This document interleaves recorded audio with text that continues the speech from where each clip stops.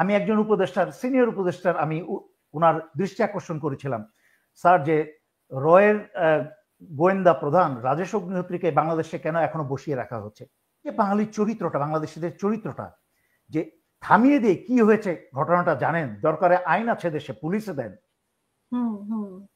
তাকিয়ে দেখবে, মোবাইল ফোনে ভিডিও করবে। কারণ এই যে বাংলাদেশের চরিত্র, ওকে মারছে তাতে আমার কি? আমরা আজকের থেকে 96 অস্ত্র উদ্ধার করেছি, তাও অস্ত্র উদ্ধার করেছি রমনা এবং মগবাজারের মতো বাজে জায়গায়। এই সুব্রত বাইনের পিছনে বহুবার তার বাসায় হানা করেছি। সে রামপুরা, সুব্রত বাইন রামপুরা ঝিলে ঝাঁপ দিয়ে বাংলাদেশ ছেড়ে পালিয়ে বেঁচেছিল। ইউনূস বিপ্লবটাকে যেভাবে ধ্বংস করে দিয়েছে, বিপ্লবটাকে যেভাবে নষ্ট করে দিয়েছে, যদি সিরিয়ার মতো জুলানি যখন ক্ষমতা দখল করলো, সাথে সাথে কিন্তু লাগাতার ফাঁসি দিয়ে দিল 10-15 জনকে। তারা কিন্তু কোর্ট বসায়নি, কোনো কাহিনী করে সময় নষ্ট করে নাই। Justice delayed is justice denied. বিচারকে বিলম্বিত করা মানেই হচ্ছে বিচার না করা।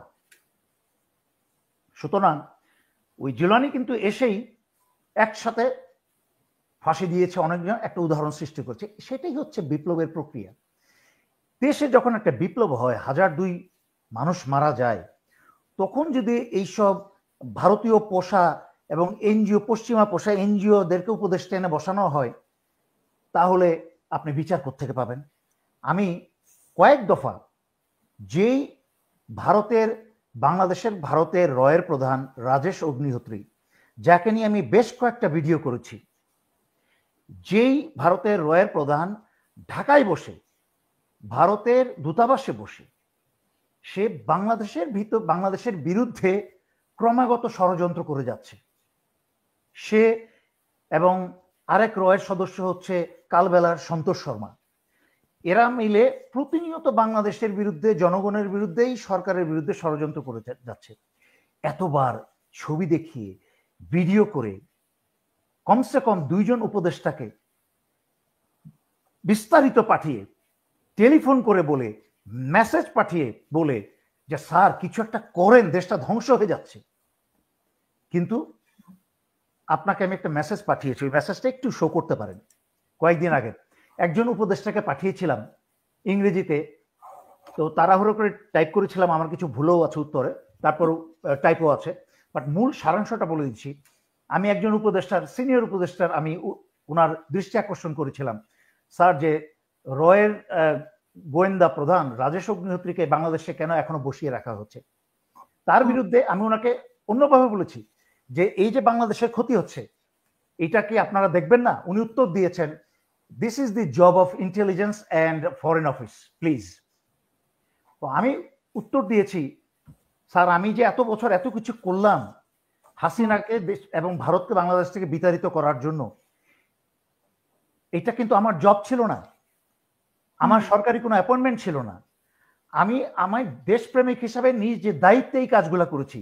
কিন্তু আপনারা নিজেরা সরকারের অংশ, এটা তো আপনাদের দায়িত্ব, এই দায়িত্ব তো আপনারা এড়িয়ে যেতে পারেন না।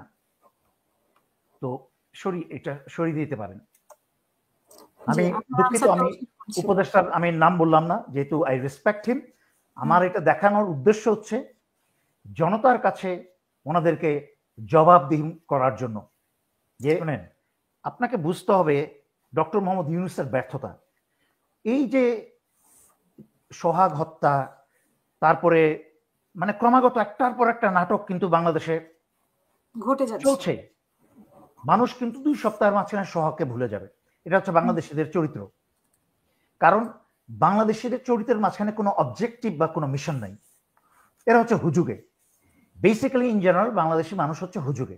একটা বিষয় পেল, 2 দিন 5 দিন আলোচনা থাকবে, দুঃখ প্রকাশ থাকবে, ঘৃণা প্রকাশ থাকবে, তারপরে আরেকটা যখন ঘটনা ঘটবে তখন আগেরটা ভুলে যাবে। হাসিনার আমলেও কিন্তু তাই হয়েছে। কেন হয়েছে? বিষয়টা কিন্তু হাসিনা, ডক্টর ইউনূস না, বিষয়টা হচ্ছে এই জাতির কোর প্রবলেম, যে চরিত্রের মূল সমস্যা। আমার তো ভোট চাই না, আমার সস্তা জনপ্রিয়তা চাই না, তাই আমি মূল সমস্যাটা সরাসরি বলি। আমি জনগণকে তেলও মারি না, হাসিনাকেও তেল মারি নাই, বিএনপিকেও তেল মারি না।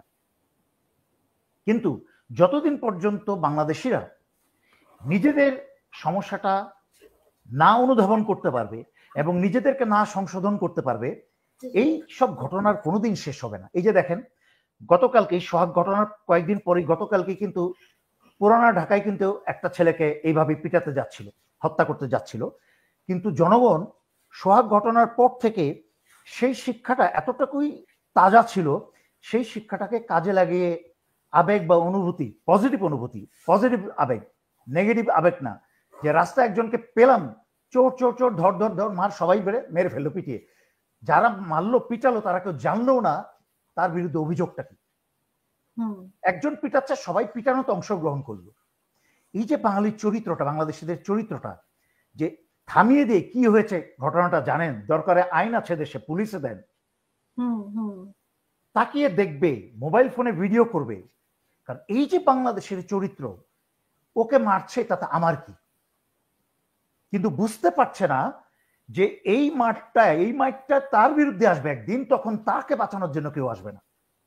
আমি এই শব্দটা, এই সেন্টেন্সটা কিন্তু আমি গত 6-7 বছর ধরে বলে এসেছি অনেকগুলা লাইভে, আপনার লাইভেও, যে বাঙালি জাতির চরিত্র হচ্ছে তাতে আমার কি, কিন্তু বুঝতে পারছে না যে ওই একই বিপদটা আগামীকালকে তার উপরে আসবে এবং তাকে বাঁচানোর জন্য কেউ দাঁড়াবে না।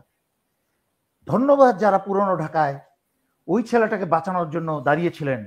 তাই বাংলাদেশিদের প্রতি আমার অনুরোধ, দয়া করে দাঁড়ান, সবাই একত্রে দাঁড়ান, ঘুষি মারার আগে এই যে মব জাস্টিস বন্ধ করে বিচার করেন, থানায় দেন, আইন আছে দেশে, আইনটাকে কার্যকরী করেন।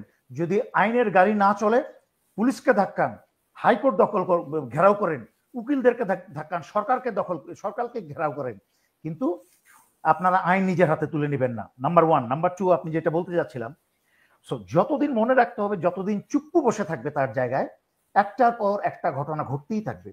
কারণ ভারত বাংলাদেশকে অস্থিতিশীল করার জন্য, বর্তমান সরকারকে অস্থিতিশীল করার জন্য এবং এক রাজনৈতিক দলকে আরেক রাজনৈতিক দলের বিরুদ্ধে সার্বক্ষণিকভাবে সংঘর্ষে লাগিয়ে রাখার জন্য ভারতের মাস্টার প্ল্যান হচ্ছে এইটা, যে বাংলাদেশকে স্থিতিশীল হতে দিবে না। আমি আগেও বলেছি আমার গত ভিডিওতে, যে তারা চাচ্ছে, ভারত চাচ্ছে যে নির্বাচন দ্রুত হোক এবং বিএনপি ক্ষমতায় আসুক। আপনি দেখেন, তাকে ভারত ভালো করেই জানে যে বিএনপি 6 মাস টিকবে না, টিকতে দিবে না। আমি বলেছি, বারবার চিৎকার করে বলেছি যে অস্ত্র উদ্ধার হচ্ছে না, সব নাটক এগুলা। এই টোকাইদের ভাঙ্গাচোরা অস্ত্র এনে, যেটা দিয়ে গুলিও ফায়ারও হবে না, এরকম 2-4টা এনে সামনে দেখানো হচ্ছে, এগুলো হচ্ছে শো অফ হচ্ছে।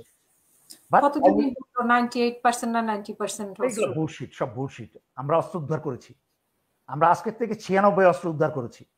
তাও অস্ত্র উদ্ধার করেছি রমনা এবং মগবাজারের মতো বাজে জায়গায়। এই সুব্রত বাইনের পিছনে বহুবার তার বাসায় হানা করেছি। সে সুব্রত বাইন রামপুরা ঝিলে ঝাঁপ দিয়ে বাংলাদেশ ছেড়ে পালিয়ে বেঁচেছিল।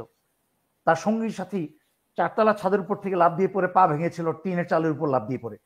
তো এগুলো আমরা জানি, সব বাজে কথা বলে লাভ নেই। আমরা এক রাত্রে 46 ব্রিগেডের অধীনে 30 বেঙ্গল, আমরা এক রাত্রে অপারেশনে, সেই মগবাজার রমনা তো আছেই, সেই ক্রিমিনালকে চেস করতে করতে মাঝরাতে গাজীপুর চলে গেছি কালিয়া করে। সেখান থেকে ধানের মাচার উপর থেকে, ধানের মাচার ভিতর থেকে আমরা অস্ত্র বের করে নিয়ে আসছি। আমরা মগবাজারে সমস্ত অস্ত্র থাকে। মগবাজারের এই যে মনে করেন আমার সিনিয়র, আল্লাহ বেহেশতবাসী করুক ওনাকে, উনি এমনভাবে পিটাচ্ছিলেন যে আমি মায়া দয়া করলাম যে এইভাবে স্যার মারার দরকার নাই। উনি বললেন, দেলোয়ার তুমি বুঝবা না। ঠিকই আমার সামনে ওই টোকাই ওই ময়লা ফেলে, যে ময়লা স্তূপের থেকে ব্যাগ বের করে নিয়ে আসলো। ব্যাগের ভিতরে চকচকা নতুন 3টা ওয়ালটার পিপিকে এবং 500-600 বুলেট।